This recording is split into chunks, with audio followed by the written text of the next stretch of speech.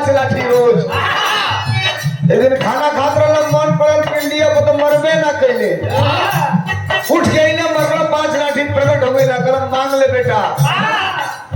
सरस भैया तू देवा हमके लाख के देवता लाठी के देवता हमके का देवे महाराज। अरे जो मांगना हो मांग ले। चरवावा गलस तो पहले हमार ना हो करी बात तुहार ना हो। भोलेनाथ की डिक्शनरी में कबो नहीं खैले ना यो मस्त गई हो गई बैजनाथ बैजू धाम।